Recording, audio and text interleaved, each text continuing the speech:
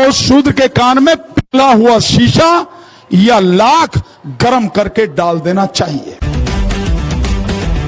और शूद्र कौन है आज की तारीख में?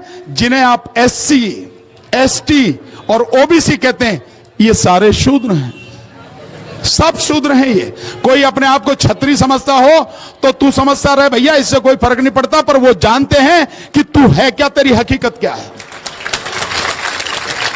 कई बार हमारे गुर्जर समाज के साथी, कई बार हमारे यादव समाज के साथी, लोधी समाज के लोध राजपूत, अबे तुम कुछ भी कह लो, उनकी नजर में तो तुम शूद्र ही हो।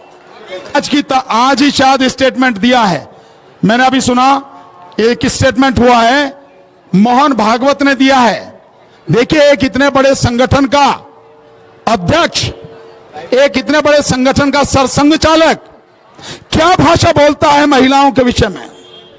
वो कहता है कि तलाक के मामले इसलिए ज्यादा बढ़ रहे हैं कि औरतें पढ़ गई हैं, उनके पास संपत्ति आ गई है, तो ये नहीं होनी चाहिए उनके पास में। आप एक व्यक्ति की सोच देखिए कि एक इंसान को, अबे तू जो पैदा हुआ है, तुझे पैदा करने वाली मां थी, अगर वो कोख नहीं मिलती तो इस धरती पर नहीं आ सकता था तू। उसी को गाली दे रहा है, उसी कोख को गाली दे रहा है, लेकिन क्योंकि उनका एजेंडा है, महिलाओं को शूद्र समझा गया है। और शूद्र को कोई अधिकार नहीं है ना पढ़ने का, ना नौकर, ना संपत्ति जमा करने का, ना सेना में जाने का। उसका केवल एक काम है, ये ऊपर के जो तीन हैं, इनमें सबसे ऊपर जो ब्राह्मण है, ब्राह्मण, क्षत्रिय और वैश्य यानी बनिया, इन तीनों की सेवा करना ही शूद्र का काम है। ये इनके लिखे हुए कागज हैं, यही है मनुस्मृति। और इसमें और भी क्या चीज है कि जो शूद्र हैं, तो आप अपनी स्थिति समझ सकते हैं कि आप कौन है इनकी नजर में, अपनी नजर में नहीं।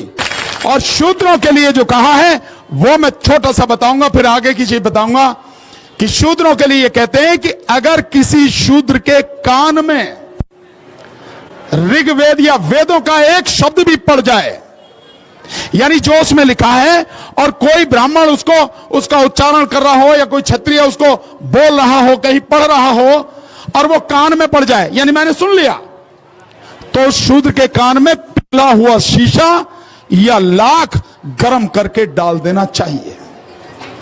अगर वो वेदों के किसी शब्द का उच्चारण करता है, यानी बोलता है, जो वेदों में लिखा है वो बोलता है, तो उसकी जीभ काट लेनी चाहिए। ये इनके वेदों में लिखा है, ये इनकी मनुस्मृति में लिखा है। और यही नहीं, अगर कोई शूद्र किसी ब्राह्मण को गाली दे, तो ब्राह्मण को अधिकार है कि उसको मार दे। और अगर किसी ब्राह्मण ने किसी शूद्र को मार दिया, तो उसकी इतनी ही सजा है जितनी एक कुत्ते को मारने पर होती है। तो भैया, कुत्ते को मारने पर क्या सजा होती है आप समझ सकते हो। यह है इनकी मनुस्मृति।